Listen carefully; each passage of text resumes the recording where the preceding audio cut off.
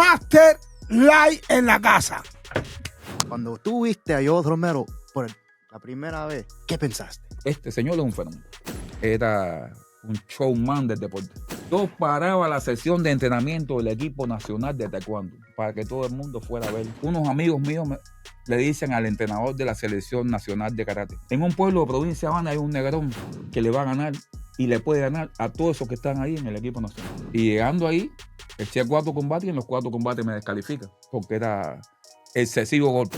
A mí me quitan de entrenador de la selección olímpica cubana y en las famosas reuniones aquellas yo empecé a caer un poco mal por estar hablando cosas de más. Por ser lo que era, la realidad que Por ser sincero. que hoy se está saliendo. ¿Qué es la diferencia de las atletas cubanas? Porque ustedes tienen algo diferente.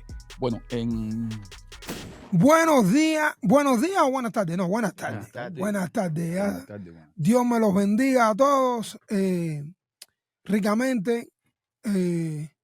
Hoy es martes y estoy súper entusiasmado. Siempre lo estoy, pero hoy es un día para mí magnífico.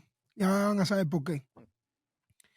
Y esta es una nueva edición de Overdose en español. Por acá le habla su soldado de Dios, siempre acompañado y nada más y nada menos que la celebridad de el Pretty Boy.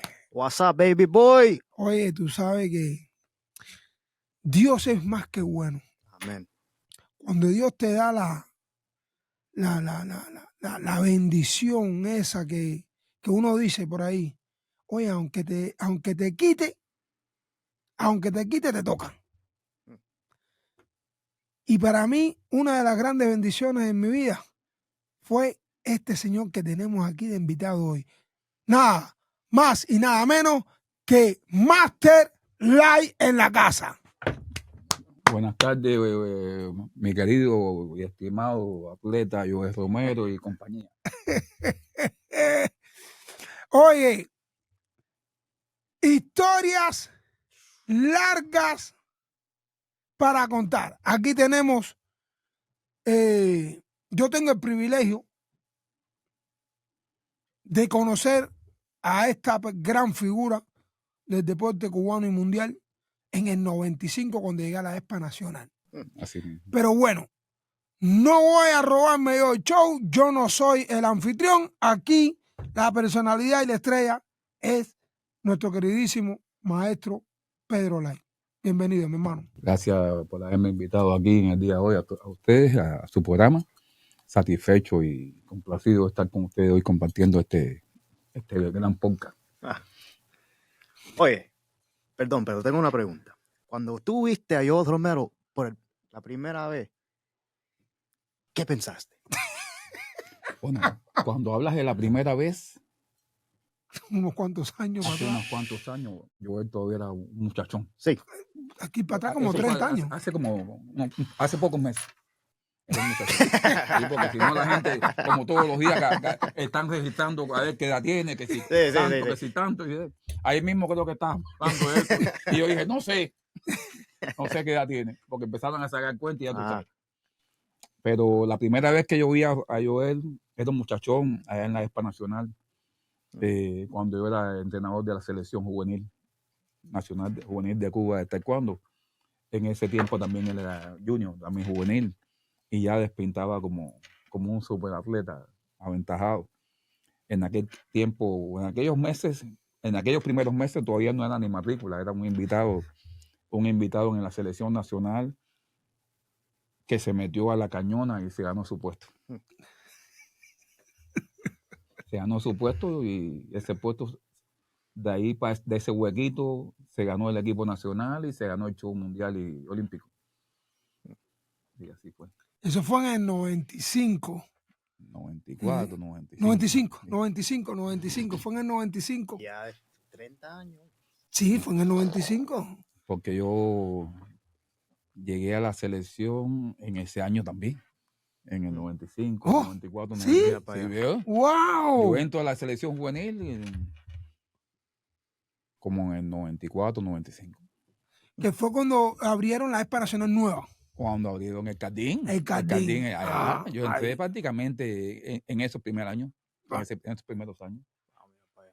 El entrenador de la selección de lucha juvenil, de la lucha libre, era Felipe Delgado, el Puli. El Puli. En aquel tiempo había unas cuantas luminarias, porque en aquel tiempo también estaba por la otra parte Trujillo. Y estaba el criollo, ¿cómo que le decían el criollo?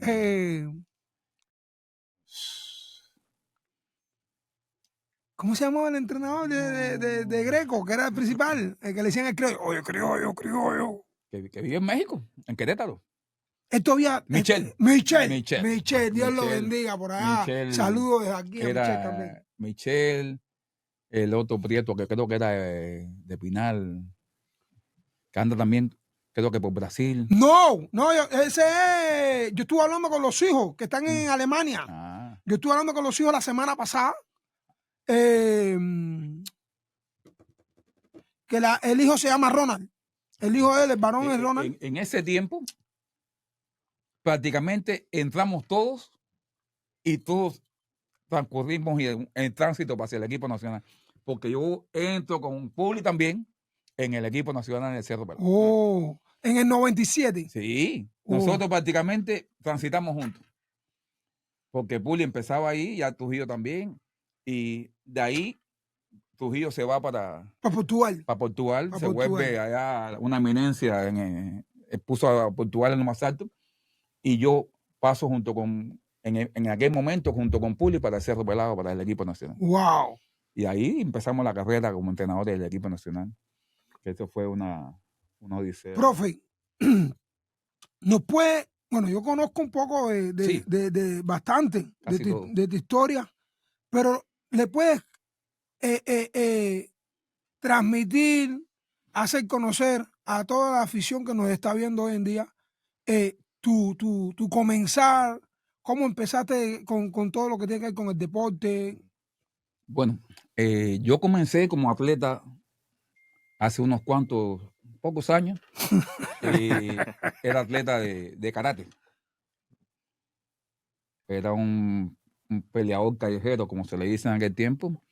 Y dando tumbos llegué a la selección nacional de karate en Cuba. ¿Esto en qué provincia? ¿En Ciudad Habana? Yo era era de Ciudad Habana, pero competitivamente tuve que trasladarme hacia provincia Habana, o sea, lo que era La Habana Campo en aquel momento, para poder hacer un equipo provincial y para el equipo nacional. O para poder competir como equipo, porque en aquel tiempo Ciudad Habana era muy cerrada y tenía un clan, una mafia, como digo yo, deportiva, y no dejaban entrar a nadie. Y recuerdo que en mis primeros tiempos como atleta, una vez me dijeron, usted no sirve para esto. Oh, wow. Y no me dejaron. ¿Y qué argumento le dijeron que no servía para karate? Imagínate. No gustaba, me dijeron, usted no sirve. Y es que me voy para la provincia de Habana, para un pueblo que se llama Aguacate. Oh, Aguacate, allá sí. En Madruga, de donde ves Pititi. Pititi. Y allá formo mi primera escuela y me vuelvo un peleador callejero. Nosotros decíamos Ronin, que era un samurái errante. Y allá me vuelvo ¿Conoces de eso, William? ¿Sabes lo que es un Ronin? No. Well, sí, el Samurai Ronin. Yes, exactly. Entonces, allá, al tiempo de estar por allá, unos amigos míos le dicen al entrenador de la selección nacional de karate, en un pueblo de provincia de Habana hay un negrón que le va a ganar y le puede ganar a todos esos que están ahí en el equipo nacional. A todos estos que están junto con nosotros aquí, que son unos bultos. Y si eso no puede ser, dice, hay un negrón allá. Y me dice, me manda un telegrama y dice, ven para acá, que te van a probar. Y llego yo un día que era una eliminación para Costa Rica. Muchacho. Un día de eliminación. Y llegando ahí, eché 4 combates y en los 4 combates me descalifican. Porque era excesivos golpes. Oh. Y entonces en aquel tiempo el karate era más altocado. Y yo estaba ya preparando, yo era peleador de la calle. O sea, que era más, tú más contacto. Hacía más Se le decía contacto excesivo, entonces me descalificaron 4 combates y vuelven a repetirle. ¿viste que eso no sirve para esto? Y le vuelven a repetir. El que no le gustaba yo, le dice al entrenador, ¿viste que ese hombre no sirve para esto? Para que ustedes se encaprichan en este hombre. Y yo digo, y cuando voy bajando me dicen, el lunes empiezas conmigo. Wow. Y un mes después yo era el primer hombre de Cuba Wow. en los pesos completos, en el heavy. Y era el más chiquito de los heavy. Sí, porque tú eres No, bajito. yo era heavy, más de 80 kilos. Todo el mundo era alto. Y me abrí camino ahí como primer hombre. Y así estuve como... ¿Cuántas divisiones habían en ese tiempo? En ese tiempo eran 8 divisiones. 8 divisiones. Y yo me convertí en el primer hombre de Cuba. Pero en ese tiempo había unos cuantos pesos completos. De hecho, hasta escolta habían ahí todos. Wow. Que por eso no me permitían entrar prácticamente, porque estaban sembrados esa gente ahí. Ajá. Y Escolta, para que entiendas, William, y para que los amigos que nos siguen, escolta en Cuba se le llaman a aquellas personas que son guardias personales de todo lo que tiene que ver con el Parlamento y el gobierno. Eran la guardia, los escoltas personales de los altos mandatarios del gobierno. Así mismo. Y entonces ahí estuve, a partir de ese momento, 10 años como karateca, siendo el primer hombre de Cuba. Pero en el 1987, Indianápolis. Cuando Indianápolis, los Panamericanos se de convoca Indianápolis. para los Panamericanos de aquí de Estados Unidos, en Indianápolis, en 1987, convocan un deporte nuevo que se llama taekwondo. Y no había atletas de taekwondo en Cuba. Y la opción fue... Corea era la bandera en esos tiempos, ¿no? La bandera. Mandan a pasar a todos los karatecas para el equipo nacional de taekwondo. Pero nadie sabía ni qué cosa era el taekwondo. Y empezamos a entrenar ahí disparatadamente lo que se nos ocurrió a los entrenadores y a nosotros. Y en el 10 de enero de 1987 llegué a través de la PATU, que es la Federación Panamericana de Taekwondo, el maestro de Cuba, Fernando Jaramillo, que es de Ecuador. Llega y es que se conoce esa fecha como la fecha del inicio del taekwondo en Cuba. Y entonces fue que con ese dimos los primeros pasos. Y a partir de ahí fue mi carrera como atleta, que duró muy poco porque ya tenía una cierta edad, sufrí una operación severa por un golpe y me tuve que dedicar entonces a entrenador. Como entrenador empiezo, en Cuba se le dice a pirámide de altos rendimientos. ¿Te acuerdas de eso, no? Claro, la pirámide de altos rendimientos son todas las etapas hasta que tú llegas al equipo nacional. Yo fui el que fundó ese deporte en la provincia de Habana. Introduje el deporte taekwondo en provincia de Habana. Soy el maestro de provincia de Habana, el fundador de taekwondo en La Habana. Convertí esa provincia en el tercer escalón de Cuba. En primeros años fui uno de los que más, de las provincias que más aportó al equipo nacional. Y pasó el tiempo. Yo también había estudiado una carrera que era de maestro. Me retiré del deporte y empecé a trabajar y me convertí en director de una escuela. Oh, wow. De una escuela.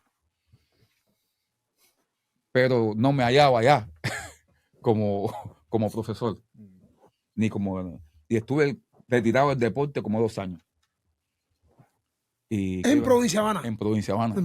Lo que se le decía pre en el campo. Ah, los pre. Yo empecé como subdirector y terminé como director de un pre en el campo. ¿Qué pasa? Que seguía de cierta forma trabajando con el deporte de Provincia Habana. Y en el 91 me dicen, ¿quieres ser el entrenador del equipo juvenil? 91, se estaban preparando para los Panamericanos. Eran centroamericanos, ¿no? Centroamericanos. Los centroamericanos en La Habana. En La Habana. Y dije, bueno, tengo que pensarlo, porque todavía no quería... Espérate, Lai, disculpa.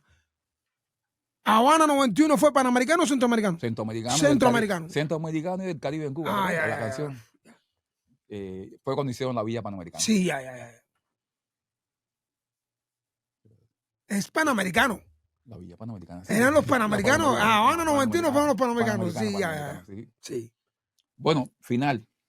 Después de ese momento, yo estuve trabajando en los Juegos Panamericanos como funcionario y eso ahí. Que de hecho, Lai, esos son los únicos Juegos Panamericanos que ha tenido Cuba.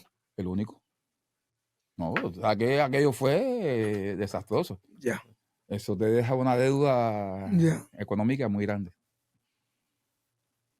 Y rechazo la opción de ser el entrenador de la selección. Dije que no. Y sigo para mi escuela. Sigo trabajando como directivo en mi escuela.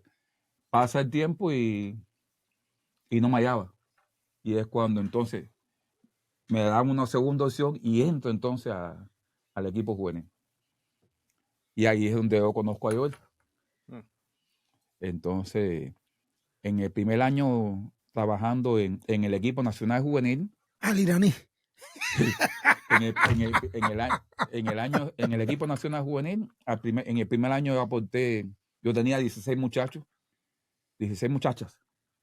¿En aquel tiempo tú estabas trabajando con la En aquel tiempo yo era el entrenador del equipo nacional juvenil, femenino. Y en el primer año de trabajo aporté para el equipo nacional creo que 12 muchachos, 12 o 14 muchachos. Wow. De hecho, muchas desplazaron a las primeras figuras de aquel tiempo. Y por esa promoción me mandan para el equipo nacional de mayores femeninos. Y empiezo a trabajar con... Una preguntita, Lai. Esta muchacha que fue subcampeona olímpica en Sydney. Yaneli Labrada. No, la de Sydney. Ah, no, espérate. Urbia también. ¿Tú trabajó contigo en los juveniles? ¿O cuando ya tú llegaste estaba en los mayores? Ya, cuando yo llegué, ella estaba en los mayores. Era en el tiempo de las muchachas que tú conocías. Ya, todas las muchachitas sí. estas. La de Matanza. Mireya, esa fueron. Zona Ismael. Ay, ese piquete. Todos estaban ya en el equipo nacional. Yo soy del otro grupo de Jordanka. Jordanka yo la promuevo. Jordanka era de su Habana, ¿no? De su Habana. Lindy Cuervo. Todo aquel medallín. No, ni hablar de aquello, una pila de gente. Una que fue medallista mundial. No, se me olvidan ya hasta los nombres. Y todo eso. La Braga fue medallista en Atenas. En Atenas. En Atenas fue la Braga. En Atenas, Grecia. Bueno, ahí transcurre todo y ahí empieza la historia. Cuando al tiempo el entrenador del equipo nacional masculino decide trabajar se va a trabajar para Honduras. ¿Quién era Tito. ese? Rolando Romero Tito. Se va a trabajar para El Salvador. Creo que fue para El Salvador. Y había que buscar un jefe de entrenadores del equipo nacional masculino. Que habían ahí varios entrenadores, pero yo estaba en el femenino. Y el comisionado de aquel tiempo dijo, el que va para ahí después de los años. Aquello fue una gran odisea, que todo el mundo molesto, pero el que va para ahí es aquel. Coño, pero él trabaja con las mujeres, es el que va para ahí. Y fui, y en los primeros momentos fue duro, pero encaminé a aquel equipo a mi forma de ser, con mi disciplina, con mi sistema, con mis métodos. ¿Qué diferencia para ti fue trabajar con un equipo femenino a un equipo masculino? ¿Qué diferencia le viste? Bueno, la diferencia está en la disciplina. La mujer como tal en el deporte cuesta más trabajo moldearla, pero a la vez que la moldea ya hace una línea recta, porque llega usted y se vuelve novio de una de esas muchachas y le dice, vamos a decir, hoy toca cine, hoy toca esto, y fácilmente te la puedes desviar de lo que es la estructura deportiva. Por eso el difunto Beitía era muy criticado. ¿Tú te acuerdas de aquello tenía una disciplina militar? Beitía era un entrenador, el más glorioso de judo femenino que tuvo Cuba. Es uno de los entrenadores más laureados de Cuba. Ahí hay o tres entrenadores que son los más laureados históricamente. Uno es Rolando Beitía, el profesor Alcides Sagarra. Y el difunto Eugenio Yol. De voleibol femenino. Los más laureados de Cuba. que tuve el honor y la dicha de compartir conocimientos con ellos. De ellos aprendí mucho. Bueno, pasó el tiempo y entré entonces al equipo nacional. En los primeros años, ya desde que rompimos teniendo resultados fuertes. De hecho, tenemos un récord de medallas, un centroamericano.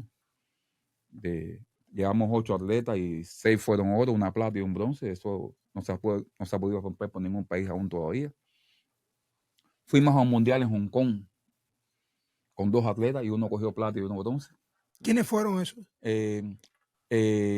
Alfredo Escobar. ¡Oh, Escobar! Y Nelson Sainz, el niño. ¡Oh, el niño! ¡Oh! Sí, el niño. Y por el femenino fue Sonai. Sonai. Y Ubia. Sonai cogió... Sonai era de Holguín, ¿no? De Holguín. Y Ubia también, ¿o quién era? ¿La otra o quién era? Y Ubia cogió, no sé, ahí en ese momento. ¿Y Sonai qué cogió? No, en ese no cogió. No cogió nada. ¿Y los varones que cogieron plata y bronce? O sea, el niño que cogió. Bronce. El subcampeón era Escobar. Oh. Escobar cogió. ¿Estamos hablando en qué año? 97. 97. O sea, tu primer año con el masculino. Fue centroamericano en el 96. Y ya en el segundo año. No, el primero fue el panamericano de La Habana. Ajá. Ahí todavía yo no había roto, pero unos meses después fue un poco como en un centroamericano, Maracaibo. Y después voy al mundial, a Hong Kong. O sea, que era tu primer mundial. Mi primer mundial y mi primer centroamericano. Wow. Y en ambos, pero en aquel tiempo había recuerda que Cuba siempre fue un nido de atletas. Uh-huh. Tú sacabas atletas de cualquier lado y enseguida, ya hoy desgraciadamente no funciona, pero en aquel momento sí. Y yo logré tener un equipo envidiable que cuando llegábamos a los lugares, la gente decía, no, llegó el equipo. Era el equipo a temer. Yo vivo orgulloso de aquel tiempo que el equipo a ganar era el equipo de Cuba. ¿Me estás hablando incluso en campeonatos mundiales? Sí. Hasta mundiales. Que déjame hacerte disculpa la falta de conocimiento, ¿no? En el masculino también tenía la hegemonía Corea. En todo. Wow. En todo. Cuando yo llegué, Corea era... Mira, Escobar le ganó a un medallista mundial en un torneo en México. Y ahí es que empieza Cuba. En el Open de 96 en México, Escobar peleó con un medallista mundial. Y era coreano. ¿Mexicanos? Bueno, de hecho, por perder con Cuba, se tuvo que quedar en México. Imagínate, esa gente tenía una... No. Él perdió con el cubano y dice, tú para Corea no puedes evitar. Y se queda en México y se vuelve entrenador del equipo nacional de México. Wow, ¿sí? Sí, por perder con Escobar. Ahora, ¿me estás hablando de Corea del Norte o Corea del Sur? Del Sur. Del Sur. Sí, del Sur. Porque en el norte era la otra, la llamada... un taekwondo igual, pero le dicen ITF. Oh. Bueno, final. Fueron torneos centroamericanos, medallistas centroamericanos, después panamericanos, Juegos Panamericanos, mundiales y olímpicos, que en el 2000 es cuando debutamos como deporte. Habían debutado en Seúl, pero no fue oficial. Oficialmente el deporte... Fue como exhibición. Como exhibición fue a Seúl, pero ya oficial en Sydney 2000. Y llegamos 2 atletas. Habíamos clasificado 2 atletas, 2 en masculino y 2 en el femenino. Y entonces yo llevaba a Nelson Sainz, que actualmente es entrenador de la selección olímpica de Inglaterra. Es uno de los atletas o de los entrenadores cubanos más laureados en este momento, con más resultados, tiene varias medallas olímpicas. Y fuimos a Sydney con esos 2 muchachos y cogimos un oro. Wow. Un oro olímpico que hoy por hoy, después de 25 años, todavía es la única medalla olímpica que de oro. ¿Y cuál año? 2000. Es la única medalla de oro que hay en Cuba. Wow. En ambos sexos, la única medalla de oro que hay en Cuba. Volodias Mato, ¿no? Ángel Volodias Mato. Y ya, a partir de ahí ya fuimos entrenadores de otros países como República Dominicana, Nicaragua, Colombia. Estuvimos en varios países impartiendo conocimiento, trasladando nuestros conocimientos. Y hasta que decidimos venir para este país en el 2011. En tu opinión, ¿qué es la diferencia de las atletas cubanas y del resto del mundo? Porque ustedes tienen algo diferente. Bueno, el problema de los atletas cubanos radica en la idiosincrasia que teníamos antes. Nosotros teníamos unas raíces de guerreros históricamente, del Mambise, los indios, la mezcla de los negros africanos con los españoles. Toda esa mezcla hizo una nueva raza que era muy fuerte. Muy fuerte. El somatotipo del cubano físicamente era fuerte. Entonces, Lai, tú me quieres decir que esa influencia de afroamericanos, no, de de los africanos en nuestras raíces, hizo algo diferente de los demás. Sí, yo considero que sí. Fíjate que el deporte cubano se afianzó después del 59, pero antes del 59 nosotros también teníamos figuras deportivas también. ¿Cuántos boxeadores no teníamos ya antes del 59? ¿Cuántos corredores teníamos antes del 59? Eran menos, porque no había un desarrollo del deporte total o una dedicación del gobierno tanto al deporte, que después sí crecimos como deporte, porque recuerda que aquella frase que el deporte es un derecho del pueblo, ¿te acuerdas aquello? Ajá. Y se le tiró más al deporte. Pero tú sacabas deportistas en Cuba de cualquier calle. El cubano netamente era deportista, porque desde chiquito estábamos jugando en la calle, corriendo, netamente los juegos cubanos o los roles de juego, jugábamos pelota en la calle, boxeábamos en la calle, subíamos matas, corríamos en la calle y todos los juegos eran competitivos. Todos los juegos que se hacían en Cuba eran competitivos. Y entonces eso, tú ibas como entrenador a cualquier lado, veías a un niño corriendo, jugando, y lo captabas para ti, lo decía, coño, tú sirves para esto, tú sirves para aquello. Pero que a raíz de que empezó la carrera de entrenadores de deporte en Cuba, absorbimos la escuela rusa y alemana. Y la metodología de la escuela rusa y alemana nos sirvió mucho a nosotros como entrenadores. Porque ya empezó esa carrera como una carrera universitaria, científica. Se empezó a aplicar la cientificidad al deporte, la medicina deportiva al deporte, la psicología deportiva al deporte. Todo eso se cohesionó y eso dio un impulso tan grande al deporte cubano, porque tú eras científico prácticamente. Para tú poder ser entrenador en Cuba tenías que categorizarte, tenías que estudiar. No se aceptaba un entrenador improvisado o un entrenador con método repetitivo o arcaico. Tú para poder ser entrenador a cualquier nivel tenías que sentarte a planificar. No podías ser empírico. Tenías que planificar, tenías que coger una computadora, tenías que aprender todo eso. Tenías que verte médico, psicólogo, entrenador en la base.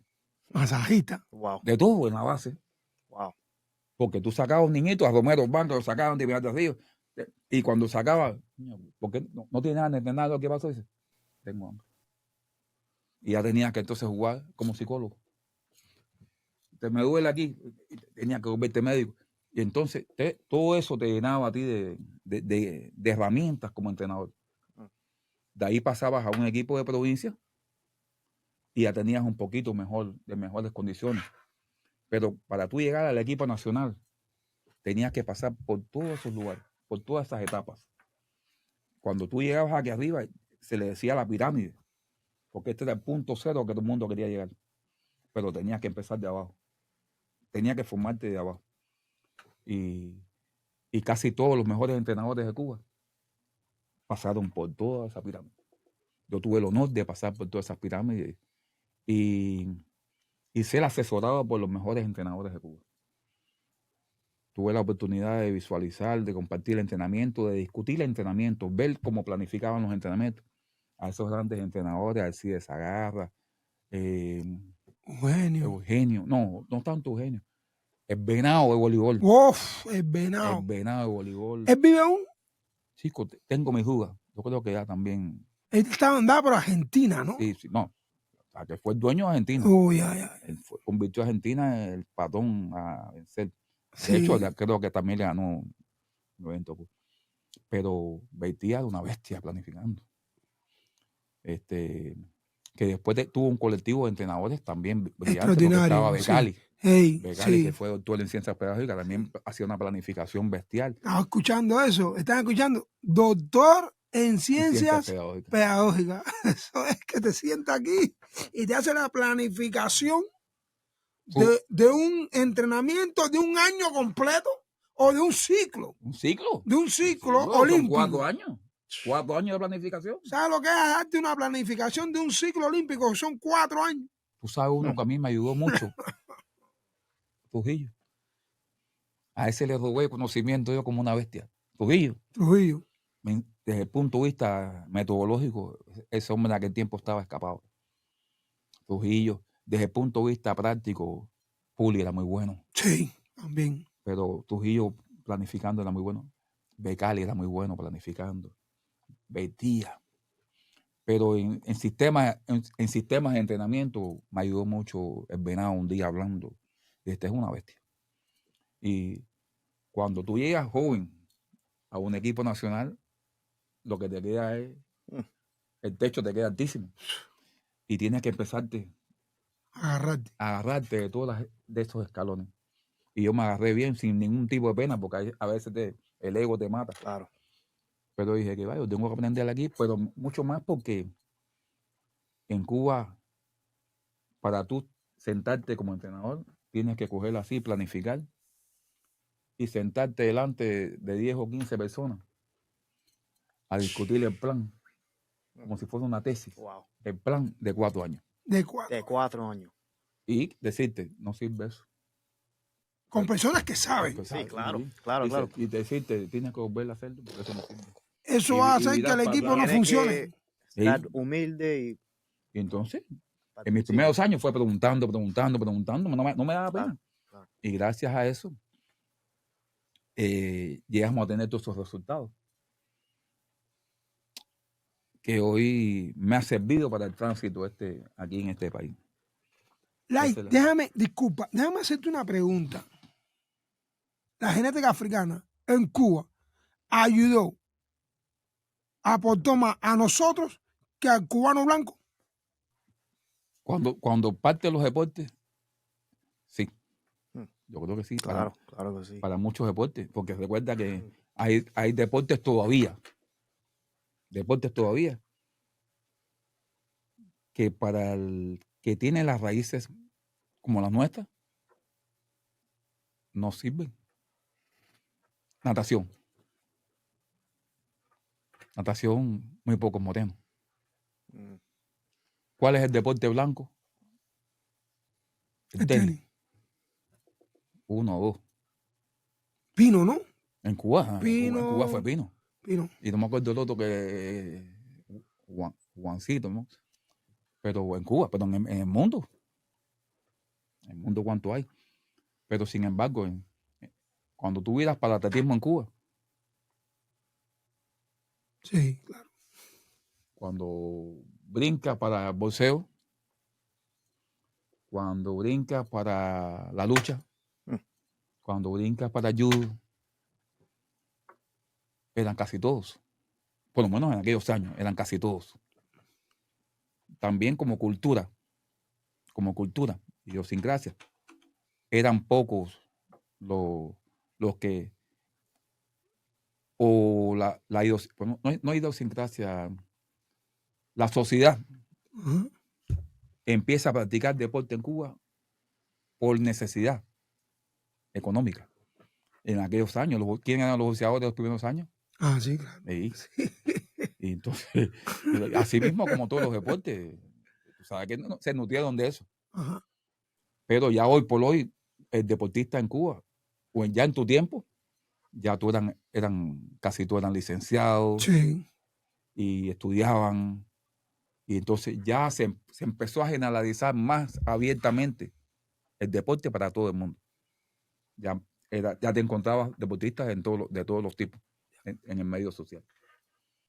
¿Sales de Cuba? ¿Saliste directo de Cuba hacia acá, hacia los Estados Unidos? Eso no lo tengo claro. No, yo estuve 2 años en Colombia. Bueno, a mí me quitan de entrenador de la selección olímpica cubana Nada nuevo, eso no. por ser un rosca izquierda. En Cuba eso... Yo era o soy todavía un poco impulsivo y expreso las cosas cuando tenga que expresarlas, así me reviente. Y en las famosas reuniones aquellas, yo empecé a caer un poco mal por estar hablando cosas de más. Y las soltaba. Por ser sincero. Por ser lo que era, la realidad que Por hoy, ser sincero. que hoy está saliendo. Por ser sincero. Entonces, llegó alguien que no era nada del deporte, lo pusieron de presidente de la Federación Cubana de Taekwondo, un tipo que no era ni del deporte, y empezó, hay que hacer esto, hay que hacer lo otro, y yo era la contrapartida de ese hombre. Y bueno, cuando me dijo, ahí hay que quitarlo, y me quitaron. Usted no sirve para esto, ya usted no sabe nada, ¿vale? Me quitaron. Me mandan para Colombia, o empiezo a trabajar en Colombia, y ahí doy mis primeros pasos en el extranjero. Estoy 2 años allá, regreso a Cuba. Voy para República Dominicana, me gano mi puesto como entrenador de República Dominicana.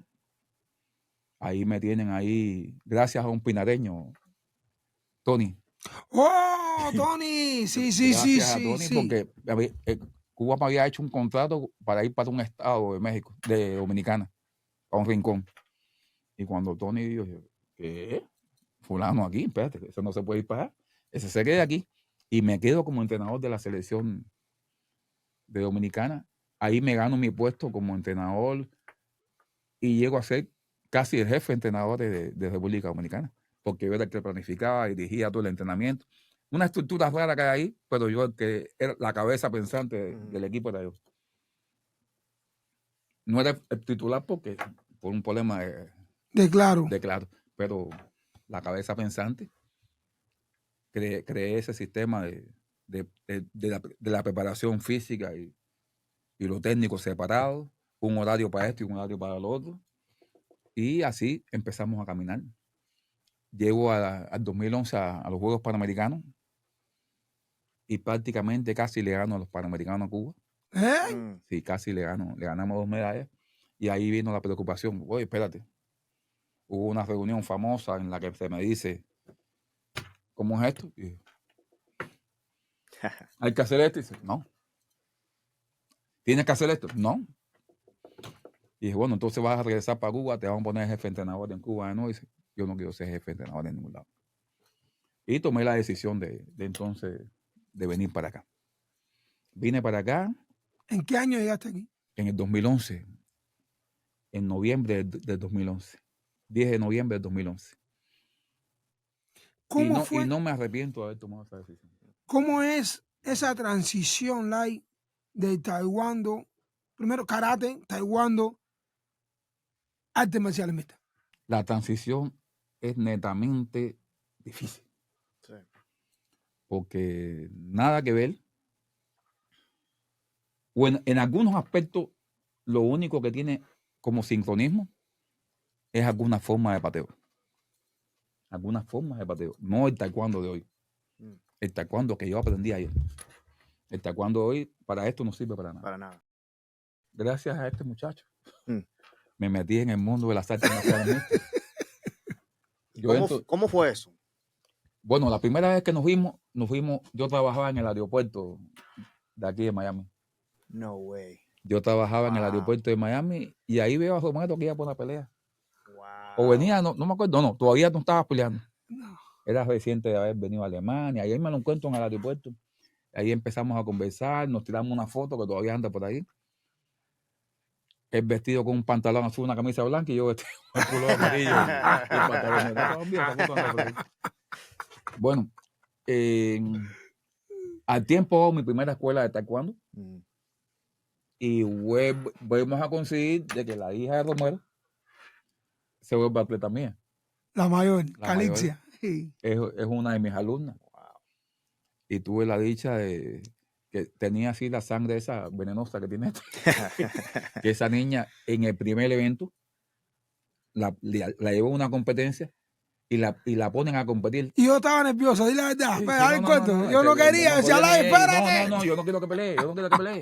Y no, con esa no, y con aquella no, y déjala pelear con esa. Pero esas son dos otras cintas. A mí no me interesa. Llevaba creo que 1 mes y pico entrenando ya con Light. Sí, No llevaba 2 mucho meses, tiempo, sí, 2 meses. 2 meses. 2 meses Pero entrenando. la llevó a competir y no había nadie y las únicas que habían de mayor categoría en cinta. Ella era cinta blanca. Blanca. Y ella, que las niñas tenían ya Sí, cinta, yo no sé. quiero que pelee con él.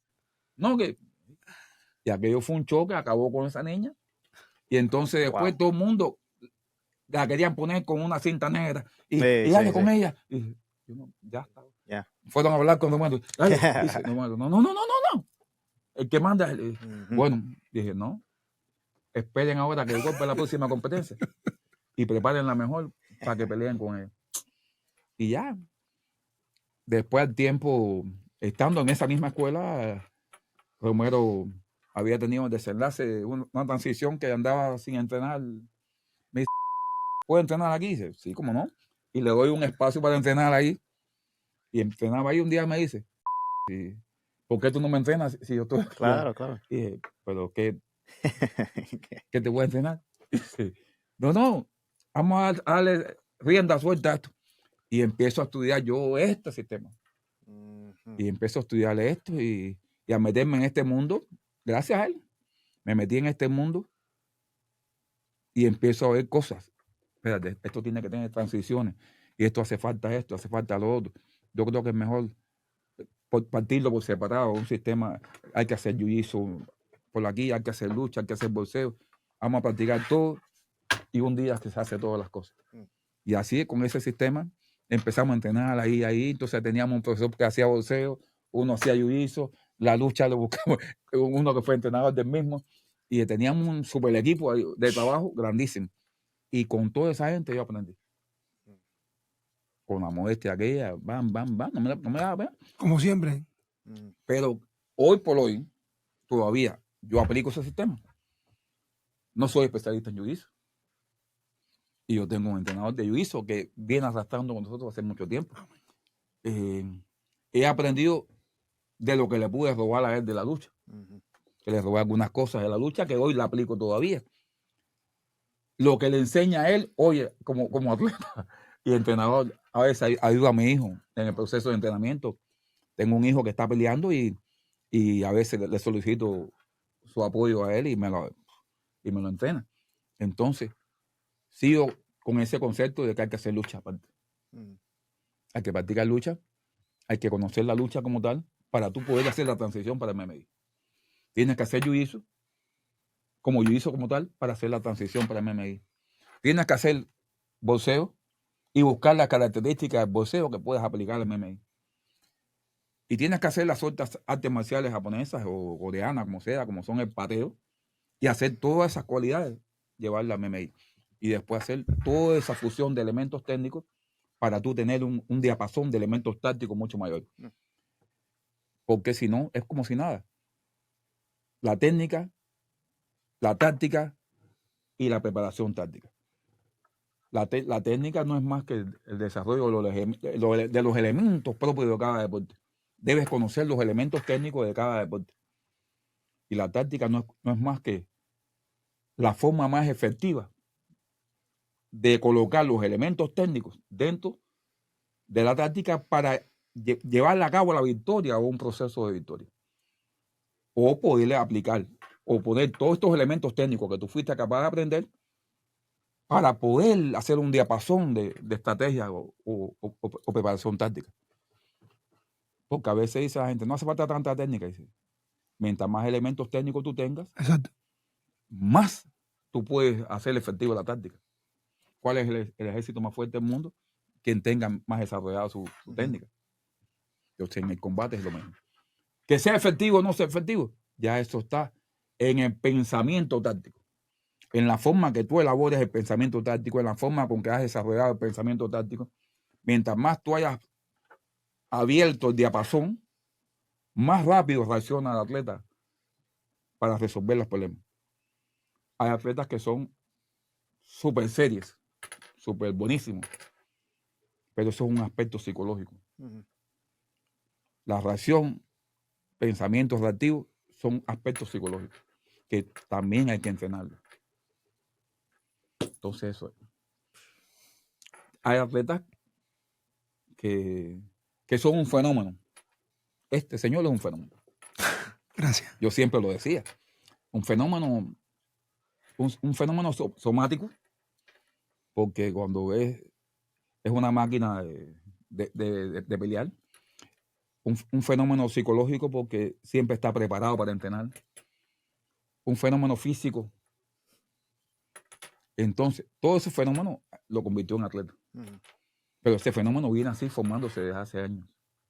Hoy por hoy es una maquinaria que reunió todas esas cosas juntas. Cuando ves yo recuerdo el año de la preparación que hicimos. Sí, que estaban haciendo yo se lo digo a la gente y me dice, no puede ser. Eso fue en 3 o 4 meses. De una preparación a otra, entre un test y otro, fueron 20 y pico, 30 libras en fuerza. En fuerza subió en cada elemento de lo evaluativo, eran 30 y 40 libras. No se ha podido hacer, yo no lo he podido repetir. Y se lo digo a la gente. ¿No? Hoy entreno a mi hijo y ni esto.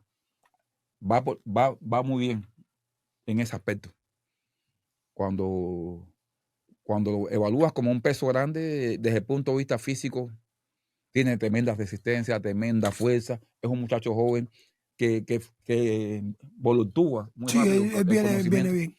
Entonces, pero el ejemplo de él, a seguir es él. Él siempre está enfocado en las cosas de Romero y llamando a Romero y pidiendo consejos a Romero. Me llamó ahorita. Entonces, me encanta eso por eso. Es su ejemplo a seguir, porque dice, yo si fulano está todavía, yo me quedo en el mundo. Entonces, son las cosas de este deporte. ¿Aprendí o no he aprendido? Porque no, aprender aquí no se termina nunca. Me encaminé en hacer el cambio de taekwondo para las artes marciales mixtas. Hoy detesto el taekwondo. No detesto. Hoy no me gusta el taekwondo. No te gusta. Después que conocí este deporte, veo que el taekwondo se quedó muy atrás. Así lo dije una vez en una conferencia que hice mundial, que me mandaron a hacer una exposición. Yo era online en aquel tiempo en COIES, y cuando me dijeron, tú vienes a hablar de esto y estaba haciendo la contrapartida, es que no la ideológica. Hoy como deporte, este deporte no nos está sirviendo para otros. Solamente sirve para taekwondo, pero no sirve para... Y tenemos ejemplos de atletas que llegaron siendo taekwondocas puros y no han podido crucificar todavía aquí por eso. Por los hábitos, por los malos hábitos que le crearon en el taekwondo. Pero si lo sabes encaminar o sabes hacer bien la transición, sí lo puedes hacer. Pero es difícil, hay que aprender. Entonces, el atleta debe de abrir su mente y decir, tengo que hacer un cambio radical. Tengo que olvidarme de lo que aprendí en mi deporte, en mi deporte, sí, en mis primeros pasos, sí. en el deporte de cabeza que aprendí, y hacer una transición. No olvidarme, pero sí saber que vas a nacer de nuevo. Esto es otro deporte. Okay. Esto es otro deporte. Otro deporte que tiene sus características técnicas, sus características tácticas y sus características psicológicas. La lucha que tú hiciste, la lucha olímpica que hiciste, te ayudó para esto, pero tuviste que incorporarle otra cosa. Exacto. Porque después que hiciste la proyección que derribaste al tipo, tuviste que pasar a jiu-jitsu, pero tuviste que aprender a golpearle en el piso y hacer grampado. Entonces, de un elemento técnico que tenías aquí, tuviste que aprender 4 más. Boxeo. Puedes tener buen jazz, puedes tener buena pero tienes que saberlo combinar con el pateo. Ujú, Para hacer entonces la transición de las manos a los pies, ujú. de los pies al agarre y el agarre al piso. Entonces, si te casas solamente en que eres pateador, si te casas solamente en que eres jiu-jitsu, ¿dónde está la diferencia del MMI actual, o las artes marciales mixtas actuales, a las iniciales? En que todo el mundo caía en la trampa de jiu-jitsu Ujú. y nadie sabía jiu-jitsu. Hoy, nadie va al piso solo así, nadie se te puede tirar en el piso No, para esperarte ahí. nada. Entonces, esto es un nuevo deporte. Y esto es un deporte, para mí, hoy por hoy, el deporte de combate más fuerte que existe. Es más fuerte y es más completo. Oye, esas peleas de Whittaker, las 2 peleas, como entrenador, ¿cómo lo viste? Esos fueron mis inicios con Joel. Ujú. Para mucha gente fue un robo iniciado en la carrera de Joel. Ese fue el inicio del declive prácticamente deportivo de Joel. Ahí fue cuando empezaron a quererlo quitar de En la segunda, la segunda. porque él en la primera no estaba. Él No, empezó a trabajar sí. conmigo ya en la Así. segunda. En la Esa segunda. pelea fue... Sí. Habíamos ido también ya a Australia con Rocco. Luis Rocco, sí. Ujú. No, una historia buena. Pero de todas esas cosas me nutrí. De la disciplina de Joel, de temperamento pausado. En el aspecto, en la parte psicológica está el temperamento. Y yo siempre te acuerdas que te decía, hay gente que son flemáticos, temperamento flemático, hay gente que son de temperamento colérico, hay gente que son de temperamento sanguíneo. Este tipo es un flemático total. Porque tranquilo, esto llega ahora. Una flema total. Pero en el combate no es flemático. En el combate empieza y se transforma totalmente. Cuando yo conocí a Joel, era un showman del deporte. Showman del deporte. Yo suspendía la sesión de entrenamiento. ¿Te acuerdas? En el equipo nacional en Cuba. Yo paraba la sesión de entrenamiento del equipo nacional de taekwondo. Y como yo, varios deportes.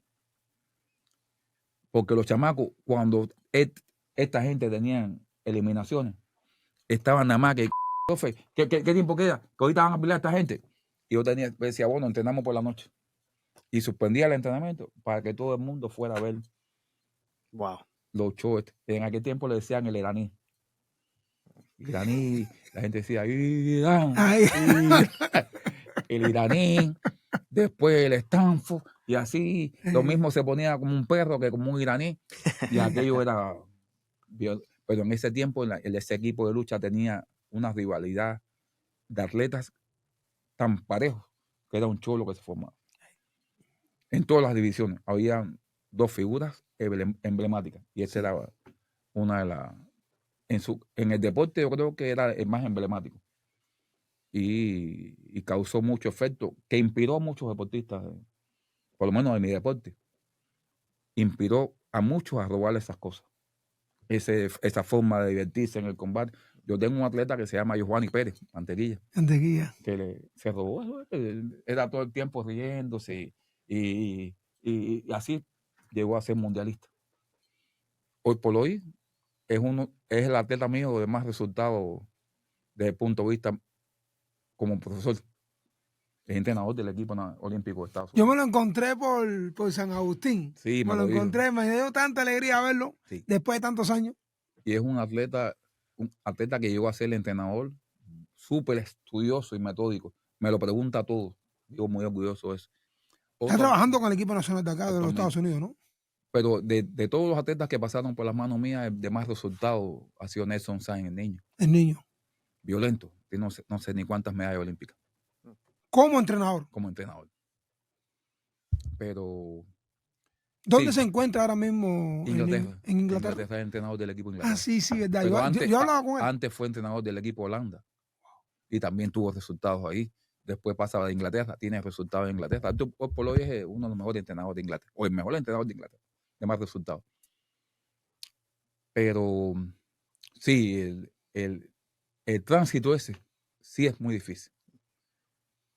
A la vez que ya pasas completo, que maduras, este deporte te queda corto. El taekwondo me quedó corto, no entiendo. Ni lo disfruto. Ya no lo disfruto como tal porque no es lo que yo aprendí. Hoy por hoy, yo soy miembro del pabellón de la fama del taekwondo a nivel del mundo. Sí, que, Sí. que no te había dado las felicitaciones sí, directamente. Felicidades. El anillo. Felicidades. Soy miembro del pabellón de la fama. Fui porque alguien dijo, fulano tiene que estar ahí. Y ¿Dónde fue que lo celebraron? En Alemania. En Alemania. En Berlín. Oh, Estuve en Berlín allá y allá fue que me hice mi ascenso al pabellón de la fama.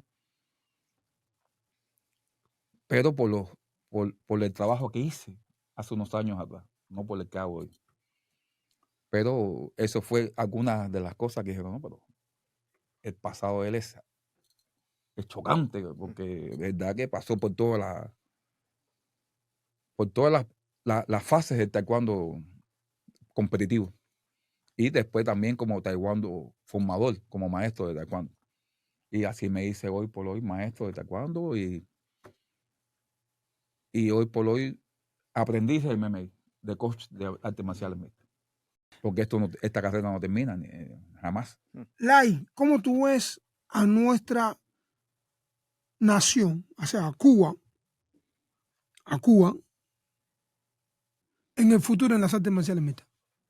En este momento se le ha dado apertura bastante en Cuba a las artes marciales mixtas. Hay un patrón grande de peleadores en Cuba, ya a nivel de toda la isla. En Cuba estos deportes gustan mucho. Y Joel es uno de los que ha inspirado a muchos de los cubanos a pelear este deporte, o a trabajar en este deporte, o a ser entrenadores de este deporte. Hoy por hoy hay algunos muchachos que están dirigiendo este deporte en Cuba, como el caso de Alca, que ha hecho un buen trabajo. Antes lo hizo Salvelio Bello, estuvo trabajando o fue de los primeros que empezó a trabajar con esto del lío de hacer sus equipos y sus deportes. Dirigió un tiempo, ahora lo está dirigiendo Alca.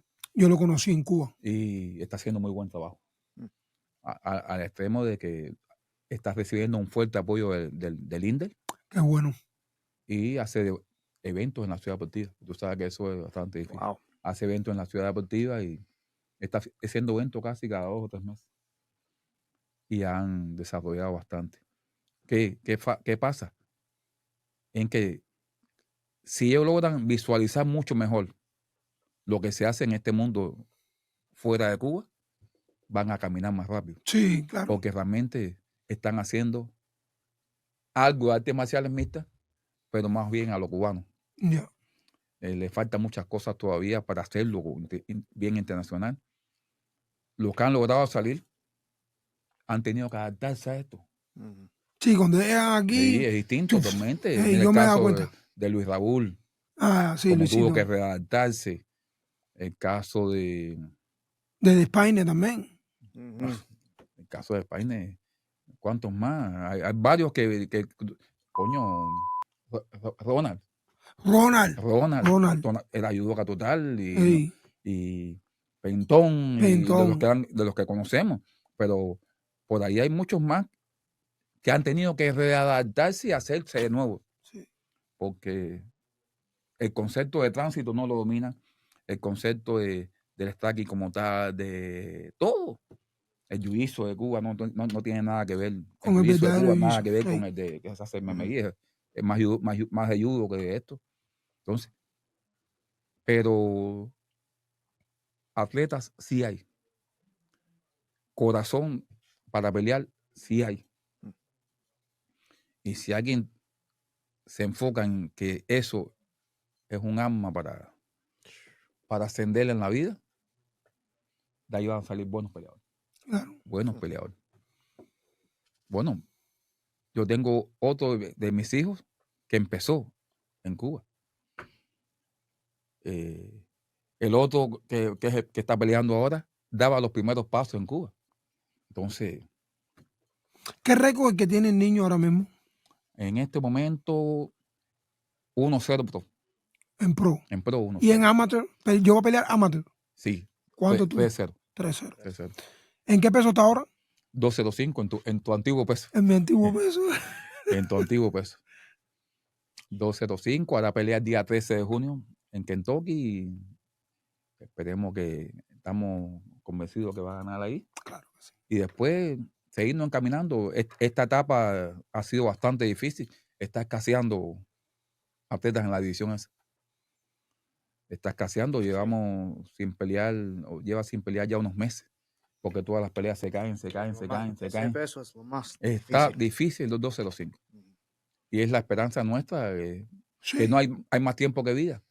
Hay tiempo para madurar. Está joven. Hay tiempo para está madurar. joven. Son 23 años. Hay tiempo para madurar. Hay tiempo para adquirir.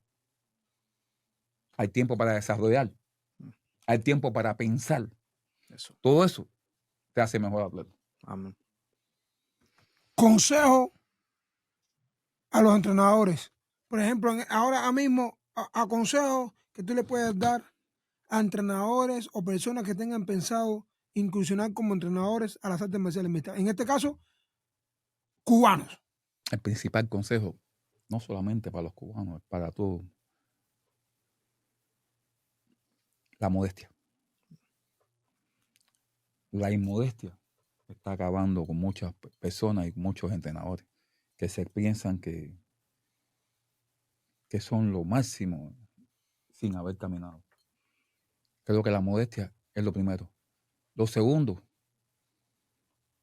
la constancia, la perseverancia, la dedicación, el estudio. Esto es un deporte que empieza y hay que estudiarlo. Hay que saber cada una de las particularidades de este deporte. Hay que saber llevar a cabo procesos de enseñanza, procesos pedagógicos correctos. Hemos tenido la oportunidad, y tú también lo has tenido la oportunidad, de ver aberrosidades que se hacen en el entrenamiento. Y uno se cae, uno dice, a la tierra que fuese, es lo que viese.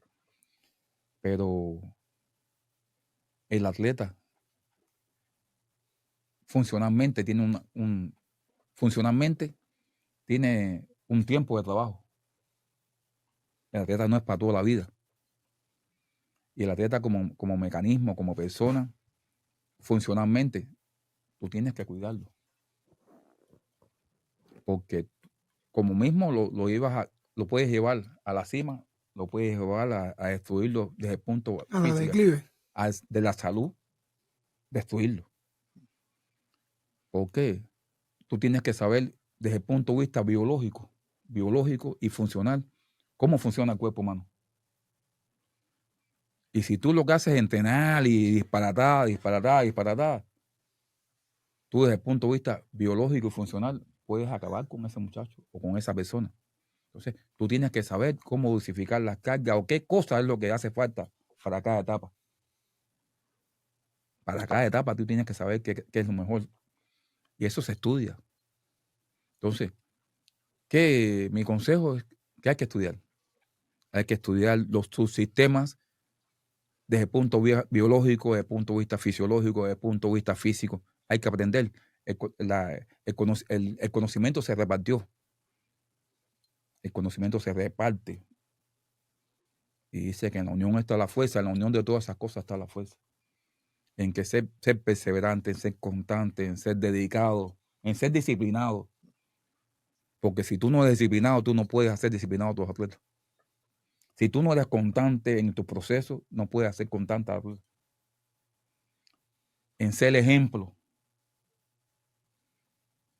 Como tú vas a entrar borracho a un entrenamiento, o fumar un entrenamiento, o endrogar un entrenamiento.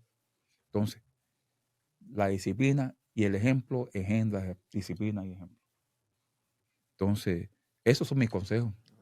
Dedicación, constancia, perseverancia, estudiar. Son las armas de convertirse en buenos entrenadores. Yo cada día trato de superarme más. Pero cada día trato de superarme yo como persona. Cada día trato de superarme más como coach, como entrenador, como formador. Porque no todos los atletas que tú entrenas van a ser competidores. No todos. Y tienes que saberlo entonces conducir para la vida. Lo tienes que saber formar para la vida. Entonces, todo eso es lo que tiene que pensar un entrenador. Que no solamente tirarse 2 piñazos, 2 patadas, porque no todo el mundo tiene valor para encerrarse en una jaula. Pero para algo le va a servir lo que tú entrenas. Desde el punto de vista social, desde el punto de vista intelectual. Son los consejos que puedo dar. ¿Qué división de la UFC, vamos a hablar de la UFC, ves más complicada, más llena de hambre, de deseo, con más tupida de jóvenes talentos, que tú la ves bien difícil? Cuando tú valoras de 185 para abajo, de 185 para abajo, en esa división yo empecé a trabajar contigo. Sí. Y en el momento que yo empecé a trabajar contigo, ¿cuántos habían? ¿Con cuántos peleaste? En el tiempo ese que tú estabas en esa división, o que yo empecé a trabajar contigo, todos los que estaban eran bestias. Y tú tuviste la oportunidad de pelear con todas esas bestias. Machida. ¿Cómo se llama este? Guayman, Lurroco, No. Adesaña. No, Yacaré. Yacaré. No. Cuando tú mencionabas, tuve la oportunidad de pelear con todos los mejores. Pero ahora baja para la división de abajo. 170. Se perfila como la más difícil. Pero en todos los deportes casi. Para mí yo creo que es la más difícil, 170 libras ahora mismo. No. Ponte para la lucha, ponte para judo, para el boxeo. Ahí, en estos días estuvimos hablando con Michael, con Michael, Michael Morales. Con Michael Morales, que ahora va a pelear con Gilbert Burns. Con Gilbert Burns. Una peleaza va a ser esa pelea. Y este muchacho, Michael, está en el número 12, ¿cierto? 12. En el 12. Y cuando tú miras su récord, Su background. una locura. Es una locura y es el número 12. ¿Y qué edad tiene? 25. 25 años. Todo el mundo. Mide 1,88 y es 170 libras. Judoka, luchador. Judoka. Tremendo background. Y entonces, y es el número 12. Y cuando tú miras hacia lo que hay delante de él. En otras divisiones hay figuras. 2, 3, 4 figuras. Y para ti, Williams, 155. 155. Pero todas las divisiones, ahora el UFC tiene tanto talento, bro. Como en cualquier deporte de combate. Son los que más fluyen. Ya, claro. Son los que más fluyen, los que más brillan. Pero en el tiempo de la lucha, las divisiones chiquitas eran los shows. Sí, también, claro. Sí, Las divisiones grandes eran las más perdurables. Lai, ya casi estamos terminando esta súper importante y nutritiva conversación. Esto no es una entrevista. Esto es una conversación. ¿Cómo ves, apartando todo el sentimiento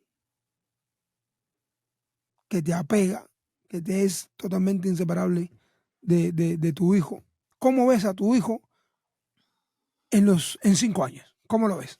Primero, tengo que separar, que es difícil, papá y coach. Papá y coach. Porque es difícil ser papá y coach. Súper difícil. Porque hay siempre sentimientos encontrados, pero también hay contradicciones. Porque a veces no se puede entender el nivel de exigencia o el nivel de eso atropellante que debe tener el coach y el papá sobre el hijo y el atleta. Pero al ritmo que lleva mi hijo y al ritmo que entrena, veo las mismas características en él que vi hace unos años en Joel. No falta el entrenamiento. Está queriéndose superar cada día más. Su modestia lo está afectando. Ya tiene que volverse un poco más chocante, más eso.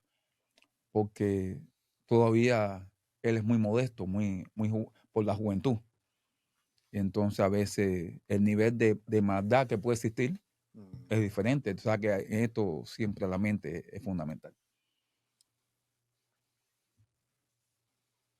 Pero también el deseo ese de superación no se mide. Es lo mismo, le está preguntando a Joel, que le pregunta a este, que le pregunta a este. Que en todos los lugares que llegue a querer entrenar o a los lugares que lo llevo, con toda la modestia que lo caracteriza, él entra y quiere entrenar al nivel de todas las personas. En 5 años, o quizás menos, va a ser un rival de consideración. De consideración porque tiene habilidades que ha creado. Y batea. Habilidades que ha creado, tiene buenas manos, tiene buenas piernas, está cogiendo su lucha, está entrenando lucha, ha cogido un buen nivel de jiu-jitsu, está compitiendo en jiu-jitsu. Entonces, en cualquier momento lo pongo a boxear en alguna cartelera y así. Bueno, casualmente ayer estaba haciendo sparring con un boxeador de Bernoco. Después de algo. Entonces, en 5 años, yo creo que por menos, es el pronóstico que tenemos, en mucho menos debe estar ya en el listado del UFC.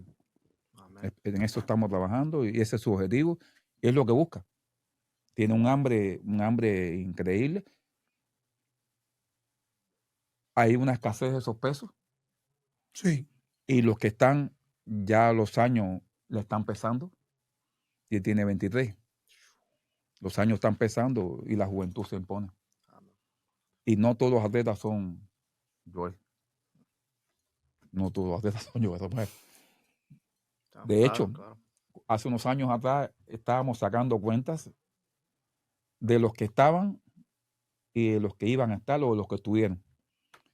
Creo que sí, hay un boxeador que peleó con tu edad. ¿Quién? De los viejos. Hay uno que sí peleó estuvo activo siendo viejo. Pero es más igual en un deporte de combate. ¿Mijaíl qué edad tiene? 41 o 42. ¿Y ya está viejo? 41 por ahí. ¿Y ya está viejo? Sí. ¿En boxeo en Cuba? Ninguno. No, ninguno. Ninguno. En Cuba, el atleta activo más viejo de Cuba y salido de Cuba es Joel. Ahora, si empezamos a partir por deportes de combate, ¿cómo se llama? Bernard Hopkins. Que peleó sí, Bernard con 49, ¿no? No, que yo recuerde 2. Bernard Hopkins y el fallecido Joe Foreman. También llegaron a pelear. Foreman llegó a pelear con 47, 48 años. Ya no hay más. No hay más.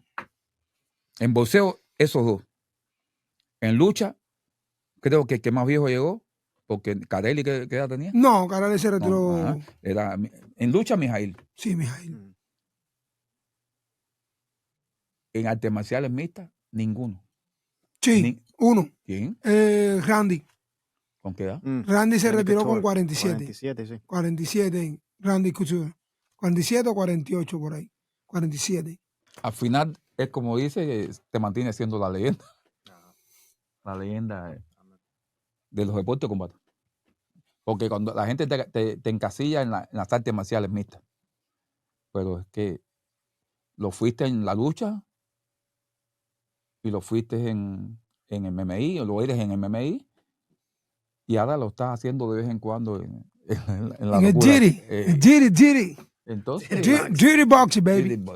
Entonces sigue siendo... Lo copió completo. Pues ahí. Nada, familia, de Overdose en español.